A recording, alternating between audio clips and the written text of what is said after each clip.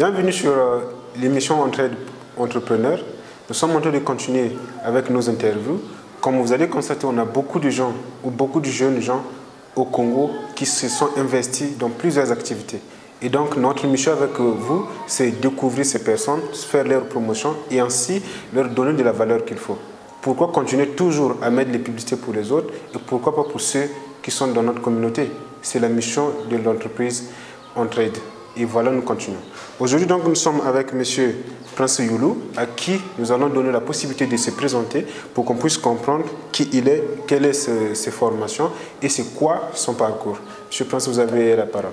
Je m'appelle Prince Youlou, je suis le promoteur de la start-up Nyoshi, la start-up qui a pour mission de faire à ce que les touristes se sentent chez eux partout en Afrique. Et moi, individuellement, je suis développeur web, je suis certifié gestion de projet, chef de projet. Et je fais aussi communication. Ça, c'est intéressant. J'ai directement cette question. Est-ce que c'est parce que vous étiez développeur que vous avez voulu investir dans le domaine ou c'est autre chose qui a fait que vous puissiez investir? Bon, la question se combine directement. Pourquoi Nyoshi? Ok. Non, en fait, c'est pas parce que je suis développeur que je lance Nyoshi. C'est pas vraiment ça en fait. Je suis développeur avant, j'ai étudié autre. Mais c'est quand on se rend compte qu'il y a un problème que l'on vit et qu'après, il se répète. Et j'explique en fait. Ce qui se passe avec Nyoshi, c'est quand je suis à l'étranger. Déjà, j'arrive à Addis Abeba, c'était pour une activité, un forum, un séminaire, je ne sais plus trop bien. Et donc le séminaire s'est très bien passé, intéressant. On a passé les 5 jours, des discussions vives, vraiment intéressantes avec une audience qui était bien rassemblée par les organisateurs. Mais à la fin, il nous restait, je crois, 3 jours avant de rentrer. Je me dis, tiens, il faut que je visite Addis avant de rentrer. Et là, je descends dans la salle d'attente de l'hôtel. Je vais discuter avec les réceptionnistes. Je dis, quels sont les coins que je peux visiter dans la journée. Et tous les coins qu'eux me montraient, c'était des coins, je dirais, des coins H5 étoiles. Et je dis, oui, c'est bien, mais c'est 5 étoiles, j'en ai à Brazzaville. C'est pas exactement ce que je veux en fait. C'est pas ce que je veux. Moi, je veux quelque chose de direct, de différent, d'inédit, de propre à Addis. Et ils avaient peur de me montrer ça parce que pour eux, c'était montrer le mauvais côté de leur ville. Alors que c'est ça qui fait l'originalité et qui rend la ville spéciale. Et donc, j'étais sorti, j'ai pris un taxi, je parlais, je sais plus. Je connaissais quelques mots en Amérique, donc j'ai discuté avec le taxi, on m'a amené quelque part et j'ai découvert, c'était très intéressant. C'était un peu risqué, mais c'était intéressant. Et à la fin, j'arrive, non, c'est un peu plus. Bref, c'est un peu comme on est à Brazzaville, c'est juste que c'est un autre langage. Et c'est ça découvrir. Ouais. Et quand je rentre, je me rends compte qu'en fait, à Brazzaville, on a le même problème. Quand on quitte Brazzaville pour Pointe-Noire ou pour Dolisie, on a beau parler Lingala, Kituba, Lari, bref, tout ce qu'on veut, mais c'est juste qu'on a ce sentiment de dépaysement parce qu'on n'a pas l'information. Exact. Et j'avais voyagé encore d'autres pays, j'avais un peu traîné à passer à l'exécution et j'ai discuté avec des collaborateurs qui m'ont dit non mais tiens c'est ok. Et c'est là après on se met avec Orion qui est le cofondateur de Nyoshi et on lance Nyoshi. Maintenant la question qui a été posée c'est pourquoi Nyoshi? Pourquoi Nyoshi? Nyoshi ça veut dire abeille en lari ou kikogo. Et donc dans les deux langues c'est la même chose. Nyoshi en fait c'est... Je vais expliquer le processus de création du miel. D'accord. Les abeilles vont sur beaucoup de fleurs pour le pollen et ensuite ils ramènent ça vers la ruche pour constituer le miel. Et Nyoshi fait pratiquement le même travail. Donc on prend les informations des différents établissements touristiques dans les villes. Hôtels, bars, restaurants, des piscines, les jazz cafés, bref, tous ces éléments, on les met dans une application et ensuite on les met à disposition de nos utilisateurs. Donc l'équivalent du miel pour les abeilles, c'est l'application pour nous. Et ensuite, nous sommes les abeilles qui allons, avec toute la communauté bien sûr, allons vers les coins, prenons les informations. Et voilà en gros pourquoi l'abeille. Merci beaucoup. Je sais pas, du point de départ, vous dites parce que vous avez eu besoin de découvrir. Est-ce que c'est votre passion de vouloir découvrir d'une nouveauté ou en tout cas, une des choses ceux qui me connaissent le témoigneront, c'est que je n'aime pas les choses qui se répètent et j'aime vraiment découvrir. Et donc, aller sur des sentiers différents, pas des sentiers battus, parce qu'à un moment donné, c'est la répétition, c'est la routine et c'est pas intéressant. C'est une chose qui m'a toujours passionné. Et déjà que moi-même, je me plains du fait que le Congo, pour commencer, est un pays qui a beaucoup de richesses naturelles, il y a beaucoup de coins qui ouvrent tout le temps, il y a beaucoup aujourd'hui de jeunes qui créent des restaurants, des bars, des attractions et autres, mais juste qu'ils ne sont pas connus. Ils ne sont pas connus. Et Nyoshi, c'est une solution vraiment de rencontre entre la demande et l'offre et dans des conditions assez intéressantes. Est-ce que vous-même vous êtes utilisateur de Nyoshi? Peut-être que vous avez créé une recette que vous donnez aux gens, que vous-même vous consommez. Non. En fait, une des choses qui fait que l'on soit vraiment à fond dans Nyoshi, c'est que ça règle un problème que nous-mêmes nous avons à la base. Exact. Donc, c'est pas, nous ne sommes pas des médecins qui écrivent des ordonnances, qui ne consomment pas, mais nous vraiment, les ordonnances qu'on écrit, on la partage. Parce qu'on consomme nous-mêmes ce qu'on produit. L'exemple me plaît. Alors, je vais poser cette question. Quel est le service phare que Nyoshi offre? Le service phare, j'ai du mal à répondre à cette question. Parce qu'en fait, dans notre manière de réfléchir, nous menons une réflexion holistique et qui fait qu'on se dit, les utilisateurs ont besoin des bars, des restaurants, il y a certains qui ont besoin des salons de coiffure, il y a des parents qui veulent amener leurs enfants à la piscine, bref, il y a beaucoup d'aspects et nous, notre objectif, c'est vraiment de voir dans quelle mesure on répond à tous ces besoins. Mais parler d'un service phare, pour moi, ça sera très compliqué. C'est plutôt à vous de dire j'ai utilisé Nyoshi et j'ai aimé telle fonctionnalité. Parce que dans Nyoshi, en fait, on ne met pas juste en avant les milieux. Mais il y a des photos, il y a l'adresse. Vous pouvez donner votre avis, donc dire je suis arrivé, c'était bien. Je suis arrivé, c'était pas intéressant. En tout cas, ils font le buzz pour rien, ils sont nuls. Il faut aussi donner votre avis, je dirais des notations sur le service. Est-ce que j'étais bien servi? Est-ce que l'endroit il est propre? Est-ce que leur plat il est bon pour les restaurants ou leur service est bon pour les hôtels et autres? Bref, c'est vraiment l'utilisateur de nous dire voilà ce qu'on est. Moi, je venais chez vous, il fallait que je fasse quelques recherches. Yes. Je suis parti sur le site. Oui. Je ne sais pas si c'est moi qui n'ai pas bien lu, mais j'ai eu comme l'impression que les images qui sont utilisées, ce n'est pas vraiment congolais. On va y revenir. Okay. Et une autre chose, j'ai pris mon temps de télécharger l'application, mais jusqu'à ce matin, j'ai du problème pour utiliser l'application. Je ne sais pas pour quelle raison. Est-ce que c'est maintenant, c'est pas fonctionnel ou ça fonctionne tout? Non, l'application est fonctionnelle. L'application est fonctionnelle. Depuis hier soir, on a eu un entente en fait. On a eu une masse d'utilisateurs qui est tombée sur l'application et c'est ce qu'actuellement qu'on est en train de régler. Donc, logiquement, lorsque les utilisateurs suivent cette émission, l'application sera déjà. D'accord. Moi aussi, c'est hier. C'est Yannick qui me dit bon, il y a tel monsieur qui existe, voilà Nyoshi. Je me rappelle, je dis j'ai déjà entendu ou vu ce nom-là quelque part, mais je ne sais plus c'est quoi. Ce qui m'emmène à cette question combien d'utilisateurs vous avez dans Nyoshi déjà? Actuellement, on a dépassé les 5000 utilisateurs cumulés sur toutes les plateformes et ça fait maintenant plus d'une année qu'on est en vie, je veux dire ça comme ça. Donc ça fait plus de 5000 utilisateurs actuellement. Et dans Nyoshi, pour acheter en détail, il y a plus de 2000 coins référencés sur tout le Congo et très bientôt, on va attaquer l'autre rive. D'accord. Maintenant, je veux dire quoi? Comment vous avez fait pour obtenir tous ces 5000 utilisateurs? Parce que moi, je n'ai pas eu trop connaissance de ça. Sinon, j'aime les randonnées, j'aime découvrir, mais je n'ai pas eu trop connaissance de Nyoshi. Alors, vous faites comment pour trouver ces utilisateurs et ainsi de suite? Vous communiquez dessus ou Nyoshi est une application assez cosmopolite. C'est-à-dire, les utilisateurs qui sont intéressés ne sont pas que des Congolais. Voilà déjà pour commencer. C'est ce que j'ai constaté, parce que les commentaires qui sont là-bas, c'est plus vraiment des gens de l'étranger. Non, pas toujours. Il y en a beaucoup, notamment sur Google Play, qui sont au niveau local. Mais où je veux en venir quand je le dis, c'est qu'au niveau Nyoshi, c'est une application qui permet de découvrir les coins. Et qui veut découvrir? Moi qui suis à Brazzaville, parce que je me trouve à Mongali et j'ai envie de découvrir un coin, parce que j'ai un rendez-vous, il faut que j'attende. Exact.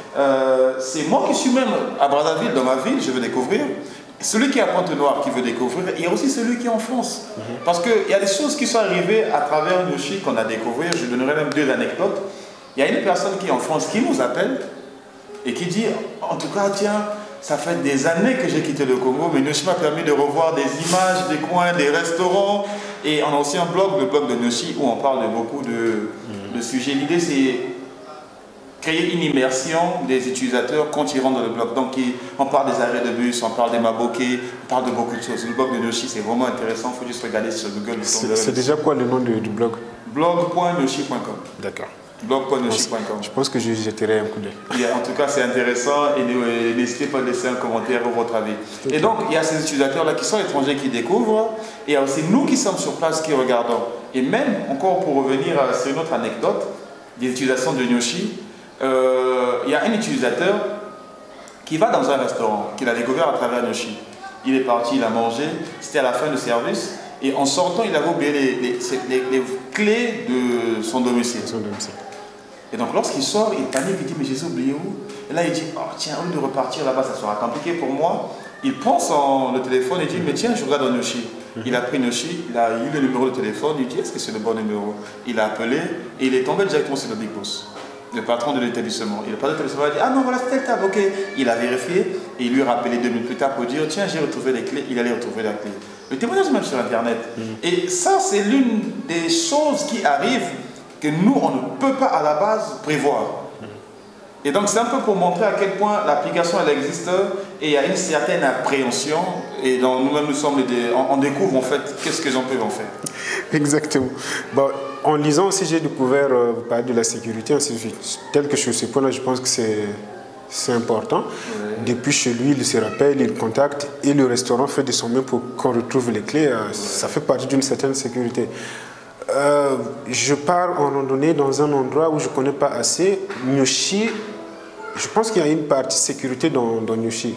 Comment ça se passe? C'est quoi exactement un utilisateur doit comprendre quoi sur ça? Bon. Pour qu'il se mette en confiance, non, j'utilise Nyoshi, je suis en sécurité, même si je vais à un endroit que je ne connais pas, je peux me retrouver.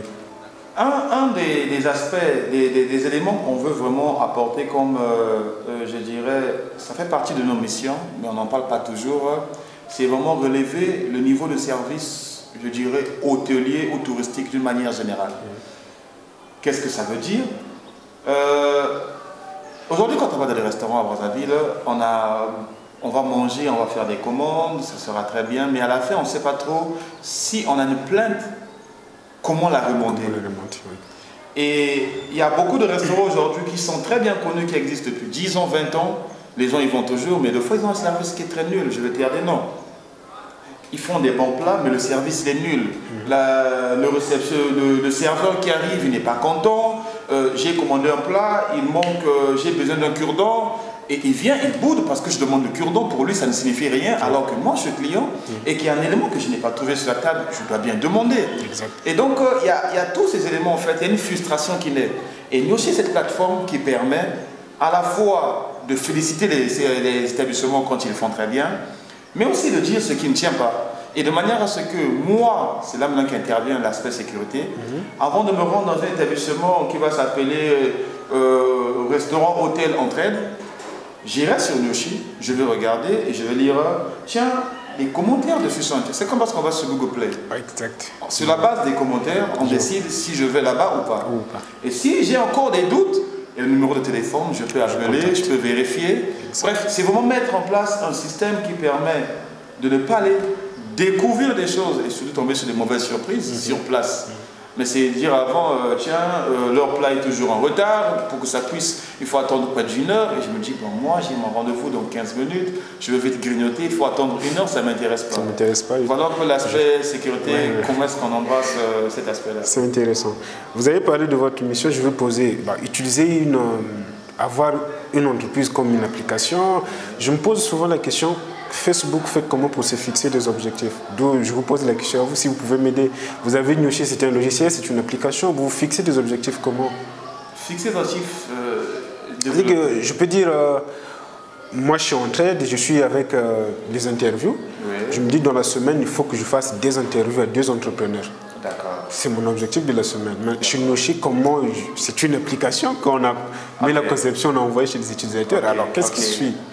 Intéressant. Je dirais que la manière dont les articles sont fixés est hybride. Nous, à notre niveau, nous avons des listes de fonctionnalités qu'on va intégrer. D'accord. Donc, c'est par rapport à la vision qu'on a de Nyoshi, dont l'objectif est de faire à ce que les touristes se sentent chez eux partout en Afrique. Donc on regarde qu'est-ce qu'on intègre, on intègre les menus, les services, on va voir les opérateurs pour accéder aux moyens de paiement, comme ça les aide. Bref, on a une autre liste des fonctionnalités. Mais au même moment, il y a l'utilisateur qui remonte les problèmes. C'est comme là, vous avez fait part d'un problème qu'on a remarqué déjà, qui sera réglé. Donc c'est ajouté dans notre liste. Et maintenant, selon l'ordre de priorité, on exécute. Donc c'est comme ça, c'est une priorité. Et depuis hier soir, on est en train de le régler. Il sera réglé dans la journée. Donc les utilisateurs vont trouver le problème déjà réglé. Et on essaie toujours de balancer entre les différentes suggestions, remarques, plein des utilisateurs et notre liste des fonctionnalités intégrées. Et ensuite, on crée une liste de priorités et ensuite, on exécute one by one. D'accord. L'interface utilisateur est très importante pour vous, si je comprends bien. Donc, c'est des activités, hein? D'où, moi, je me dis que dans chaque activité, il y a toujours ce qu'on appelle par l'échec, ou soit des difficultés, et ainsi de suite. Est-ce que Nyoshi aura rencontré déjà et comment les responsables ont fait pour relever ces... Déjà, pour dire vrai, créer une start-up dans le monde entier, ce n'est pas la chose la plus simple. La chose la plus simple, c'est aller travailler dans une boîte et avoir un salaire et avoir une personne qui vous dit exactement voici ce qu'on attend de vous. Lorsqu'on crée une start-up, ce n'est pas toujours le plus simple parce que ça signifie que vous réglez un problème qui, deux fois, n'a jamais été réglé avant ou n'a jamais été réglé de la manière dont vous abordez la solution. Et donc, ça fait que les challenges, c'est au quotidien. C'est au quotidien. Et dans un écosystème comme le Congo, le niveau de challenge est multiplié par 10. Pour quelles raisons? Déjà, je parlais d'électricité, ce n'est pas une chose qu'on a, qui est garantie. Après, on va parler au niveau de tout l'écosystème. Qu'est-ce qu'on trouve? Est-ce qu'on a, lorsqu'on veut des conseils, lorsqu'on a besoin d'argent, l'aspect juridique, bref, il y a tous les aspects en fait. Et l'aspect financier qui est important, il vient juste après en fait. Parce que pour beaucoup, ils vont raisonner en termes financiers. Bien sûr, on a besoin d'argent. Je ne dirais pas non à ça. Mais ça vient après parce que qu'est-ce qu'on fait de l'argent? Comment est-ce qu'on l'utilise? Quelles sont les priorités? Comment est-ce qu'on prépare les prochaines levées de fonds? Et pour ça, on peut avoir l'idée, on peut avoir une certaine intelligence, mais notre intelligence n'a que pour limite notre intelligence. Et donc ça fait qu'il faut qu'on puisse avoir autour de nous des personnes qui ont déjà fait ce qu'on veut faire. Ça c'est important. Parce que une femme qui n'a jamais mis au monde ne pourra jamais parler de l'expérience de mettre au monde. Non. Elle n'en sait rien. Non. Et si elle vient parler d'une expérience, ça signifie que c'est le mensonge. Oui. Et le gros challenge, c'est tomber sur des personnes qui ont déjà fait ce que nous, on est en train de faire et qui sont capables d'une manière factuelle et argumentative de nous dire voilà ce que vous faites, mais selon ce que je sais, voici mes suggestions. Et ensemble, on regarde qu'est-ce qu'on fait. Et pas d'imagination. Et malheureusement, dans notre écosystème, on a beaucoup de gens qui sont remplis d'imagination. Donc, c'est un peu les différents challenges. Et après, au niveau de l'équipe, c'est... on tourne encore, il y a ces deux cofondateurs qui sont assistés par des personnes qui sont très intéressantes, très motivées et je les remercierai jamais. Et donc le challenge, c'est de trouver des éléments qui permettent de se motiver et de motiver toute l'équipe tout le temps. D'accord. Vous avez touché le côté levée des fonds. Oui. Vous lancez une application. Est-ce que vous avez besoin de l'argent ou d'un financement tout au début pour que vous lancez? Oui, le financement il est important. Il est important, mais ça ne conditionne pas le développement de l'application. D'accord. Je vais expliquer. Lorsqu'on développe une solution, dans un écosystème, des écosystèmes plus avancés, où il y a des gens qui ont de l'argent, qui ont des fonds et qui sont prêts à investir, ils investissent sur l'idée. D'accord. C'est-à-dire, vous allez les voir, vous expliquer, et ils disent, tiens, ça c'est une idée qui est intéressante, et comment vous abordez la solution? Quand ils ont écouté, ils disent, c'est intéressant, ils sont prêts à mettre de l'argent, et c'est là qu'on parle de seed round. C'est vraiment le fonds d'amorçage. Donc, ça peut être 200 000 $, 100 000 $, 50 000 $, bref, ça dépend. Il y en a même qui vont jusqu'à 1 million à la première levée de fonds avec les angel investors. Ça dépend vraiment, c'est relatif. Mais ça, c'est dans les écosystèmes où les gens, ils valorisent l'idée. Et ils comprennent c'est quoi une start-up, ils comprennent les risques et les gains qui vont avec. Dans nos écosystèmes, et ça c'est impossible partout, le problème c'est qu'on n'a pas toujours des gens qui comprennent, qui donnent une valeur à l'idée et qui donnent une valeur à l'exécution de l'idée. Et donc il faut être capable à la fois de comprendre qu'il faut que je développe un prototype fonctionnel, que je sois capable de prouver que ce que j'ai fait fonctionne. Exact. J'ai tel nombre d'utilisateurs, j'ai tel nombre de clients, voilà ce qui se passe. Et sur les 2 prochaines années, les 5, les 10 prochaines années, voilà où on sera. Donc si vous donnez votre argent, voici la direction qu'on prend. Et donc, ce que je recommande à tout le monde, c'est toujours être capable de prouver de quoi on parle. Ça change la discussion. Et au niveau de, je dirais, du pouvoir de la discussion, ça vous donne plus d'éléments. Vous n'êtes pas juste une personne qui a besoin d'aide, vous êtes une personne qui apporte une solution et qui a besoin d'aide pour aller plus loin. Et donc là, vous pouvez être plus exigeant dans la discussion. Et quand ce n'est pas le cas, vous dépendez de la personne qui donne de l'argent et elle impose ce qu'elle veut. D'accord. Il y a une grosse différence entre faire comptabilité, faire droit d'entreprise, faire management d'entreprise. Bref, il y a beaucoup de formations, mais l'entrepreneuriat, c'est vraiment autre chose. Comment l'entrepreneuriat, lorsqu'on crée une boîte à T égale à 0, pas lorsqu'on vient en tant que comptable, en tant que juriste, en tant que développeur, bref, tous ces postes-là, il y a des formations dessus. Mais pour créer une boîte à T égale à 0, ce que fait l'entrepreneuriat, c'est qu'elle vous met à nu. Elle vous met en face de tous vos défauts. Ça signifie que vous devez gérer une équipe. Donc vos compétences de leadership sont remises en cause. Est-ce que je suis capable de gérer une équipe? Et ça s'apprend en temps réel. On va tenir une discussion où je vais tenir un mot qui sera déplacé et je me rends compte, il y a certains qui vont le dire directement, ils vont dire « Ah non, là je ne suis pas d'accord, je ne suis pas content ». Certains ils iront bouder, ils vont disparaître pendant un mois. Certains ils vont juste garder comme... Bref, c'est beaucoup d'étapes. À un autre niveau, il y a des finances. Vous devez mettre en place des équipes qui vont gérer les finances, mais sauf que vous ne pouvez que déléguer ce que vous connaissez. Donc il faut que vous appreniez les finances. D'un autre côté, bref, tous ces aspects mettent à nu toutes vos insuffisances et aussi vos qualités. Et donc, c'est vraiment un travail de connaissance de soi, d'amélioration de soi, qui est le reflet de l'entreprise. Et donc, une entreprise ne réussit que sur la base de la personne qui est à la tête de cette entreprise. Surtout à T égale à 0. Et voilà pourquoi il n'y a pas une formation qui peut préparer une personne à ça. Il y a beaucoup d'outils qui existent. Il y a beaucoup de conseils qu'on peut recevoir. Mais vraiment dire que, tiens, voilà ce qu'il faut faire, et quand vous les connaissez, vous allez... Non, non, non, non, non. C'est faux. Ça n'existe pas du tout. Et j'aimerais avoir des avis contraires et en discuter avec les gens. Si on en a dans les commentaires qu'on reçoit à tout moment, on fait les signes. En tout cas, je serais ravi de discuter et prendre des avis. D'accord. Alors, donc, pour continuer, nous avons ces quelques verbes. Oui. Nous avons réfléchir, agir, innover et conquérir. D'accord. Je vous posais la question, quelle est la place de ces verbes dans votre vie de tous les jours? Il y a réfléchir, agir, innover et conquérir. Bah, réfléchir, c'est important en fait. Réfléchir, c'est... J'aime dire aux gens, utilise ton cerveau, c'est pas interdit et c'est gratuit. Et réfléchir, c'est la base de toutes les actions qu'on mène. Une action qui est menée sans réflexion est l'expression d'une folie. Voilà comment je peux définir ça. Et ensuite, il y a agir. Une personne qui réfléchit, qui ne fait que réfléchir et qui n'agit pas, c'est ce qu'on appelle la masturbation intellectuelle. C'est-à-dire, on se tourne les pouces, et derrière, on ne fait rien.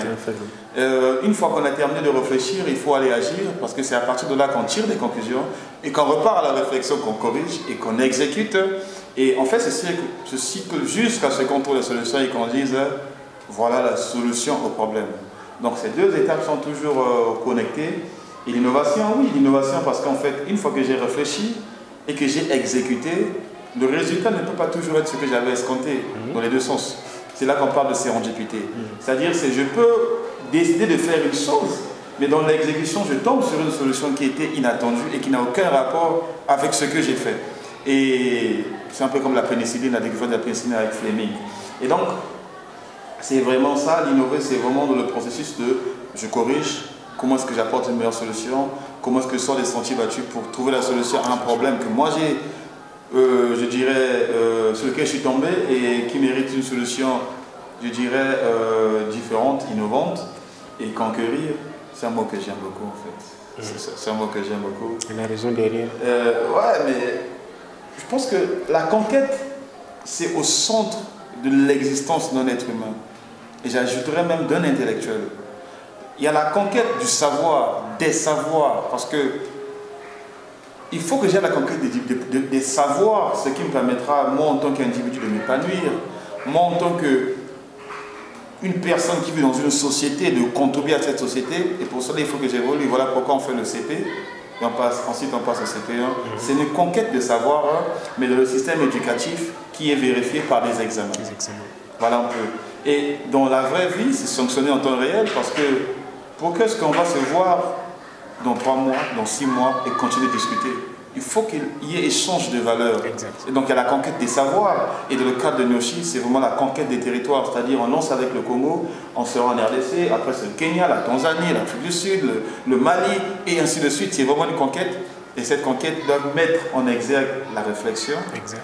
Et ensuite, une fois qu'on a réfléchi, il faut qu'on exécute. Agir. Et dans l'exécution, c'est voir les solutions qu'on va apporter. Le déploiement qui sera mis en place ne sera pas toujours identique. Le déploiement qu'on aura en RDC peut être différent de ce qu'on va faire en Afrique du Sud, parce que c'est des écosystèmes différents, ce sont des sociétés différentes, des manières de réfléchir différentes et bien sûr des habitudes différentes. Merci beaucoup. On va peut-être chuter avec ceci. Je veux dire, quel genre de conseils vous pourriez donner à nous autres Congolais qui sommes surtout sur le territoire de façon générale, avec les compétences qu'on a ou les compétences qu'on n'a pas, qu'est-ce qu'on peut faire pour se démarquer ou pour emprunter ce chemin qu'on appelle l'entrepreneuriat? Quel genre de conseils vous pouvez nous donner? Ce que je peux dire, et ce que je veux dire n'est même pas vraiment que centré entrepreneuriat, mais c'est d'une manière plus générale. D'accord, merci. On a tendance à voir que les problèmes. Et lorsque l'on voit que les problèmes se multiplient. C'est pas compliqué, je crois bien. Et donc, il faut qu'on puisse développer une certaine capacité à se remettre en question et à savoir que c'est moi qui suis... La personne la plus importante de ma vie, c'est moi. D'accord. Et donc, il faut que je m'occupe de moi. Aujourd'hui, tout peut arriver. Mais tant que je passe mon temps à porter le tort sur l'autre, ça signifie que je ne prends pas la responsabilité. Et ça signifie que je n'apporte pas les modifications qu'il faut, les changements nécessaires pour que ce problème ne se répète pas. Et donc, il va se répéter, et je continuerai d'accuser, il va se répéter, il continuera d'accuser, et des années plus tard, on va toujours accuser. Et en gros, je n'ai jamais évolué. Et donc, c'est vraiment un mélange de responsabilité et d'exécution. C'est chaque fois se poser la question, pourquoi est-ce que c'est arrivé? Comment est-ce que j'ai autorisé à ce que ça arrive? Parce que moi, je crois beaucoup au fait que nous sommes responsables de tout ce qui nous arrive. Tout ce qui nous arrive. C'est comme ça que je réfléchis. Tout ce qui m'arrive, je suis responsable. Alors, comment j'évite ça? Voilà un peu en gros. C'est pas toujours facile à comprendre, c'est pas toujours facile à intérioriser. Et bien moi qui en parle, je suis encore un élève de ma conviction. Mais c'est vraiment ce que je peux dire à tout le monde, c'est se poser des questions et toujours remettre à soi. Pourquoi est-ce que ça arrivé? Comment est-ce que ça arrivé? Comment est-ce que je l'évite? Comment est-ce que je corrige? Ok, ça a marché. Comment est-ce que je multiplie ce qui a marché par 10 pour que ça marche encore mieux? Ça n'a pas marché. Comment est-ce que je corrige? Avec qui je discute? Quel livre je dois lire? Quelles sont les formations que je dois avoir? Tout est autour de nous, mais il faut qu'on ouvre les yeux pour les voir. Pour en profiter. Voilà un peu. Je donne une analogie par rapport à ça. C'est comme, il y a une dame en fait qui allait chaque fois au marché, elle payait un condiment. C'était un ingrédient de cuisine dans les assaisonnements. Et chaque fois elle payait ça. Et elle aimait ça et chaque fois elle mettait de ses plats en fait. Et dans sa parcelle, il y avait un espace où il y avait, je dirais, des herbes pas intéressantes, donc on les enlève souvent les mauvaises herbes. Ouais. Et un bon jour, elle reçoit une personne qui arrive chez elle qui dit « Ah mais tiens, c'est bien chez toi là, mais ces herbes-là, mais pourquoi tu ne travailles pas ici ?» Elle dit « Non, en fait, j'ai pas encore eu le temps, mais je dois appeler mon jardinier, c'est lui qui va tout enlever parce qu'en fait, ça a trop poussé. » Il dit « Mais pourquoi tu enlèves ça? C'est le basilic. » Il dit « Basilic? Oui, basilic. » Il dit « Non, mais le basilic, moi j'achète sur le marché, ça c'est pas le basilic. » Il dit « Si, c'est le basilic. » Et donc, là, ils discutent à distance, les deux se rapprochent de la plante, ils coupent la plante, et là, elle me dit, c'est la même chose. Et donc, tout ce qu'elle avait acheté était dans sa parcelle. Et donc, où je veux en venir? On ne voit que ce que l'on voit à la limite de ce que l'on peut voir. Donc, si on n'ouvre pas ses yeux aux opportunités qu'on a autour de soi, on n'ouvre pas ses yeux aux personnes qu'on a autour de soi. Parce que la solution, des fois, c'est le camarade qu'on a. Il faut juste se dire, tiens, je suis en train de buter sur telle histoire, et c'est lui qui a toute la solution. Exact. Donc c'est une question d'ouverture d'esprit et de vraiment toujours regarder qui j'ai autour de moi, qui peut m'aider et surtout sur qui je peux aider. C'est capital. Ça va être toujours en aller-retour. J'espère que ça va aider quelqu'un. Merci beaucoup. Est-ce que vous aurez quelque chose de dire à la fin, en dehors de ces conseils? Bon, Niochi est disponible sur Google Play. Niochi s'écrit N-I-O-C-H-I, aussi simple. Et le site c'est niochi.com, disponible sur Google Play. Je recommande à toutes les personnes d'aller télécharger l'application. Et n'hésitez pas à laisser des commentaires, des remarques, des suggestions. Parce qu'en gros, l'application va évoluer sur la base des remarques que vous allez faire. Et donc, si vous remarquez quelque chose, ne vous plaignez pas chez le collègue à côté, mais écrivez sur Google Play, sur Facebook, sur Twitter, c'est le même nom. Et on sera ravis de discuter avec vous, de creuser dans le besoin et d'apporter une solution à votre problème. Et je vous remercie déjà pour ça. Et n'hésitez pas à parler de Niochi à tout le monde autour de vous. Merci beaucoup. Nous étions donc aujourd'hui avec M. Prince Youlou, qui est cofondateur et CEO de Niochi. Vous avez bien compris dans ses explications. Vous êtes d'ailleurs invité à prendre le temps de télécharger l'application et surtout de bien l'exploiter. Comme il a su dire, n'hésitez pas à faire vos remarques, parce que sans vos remarques, l'application ne va pas évoluer.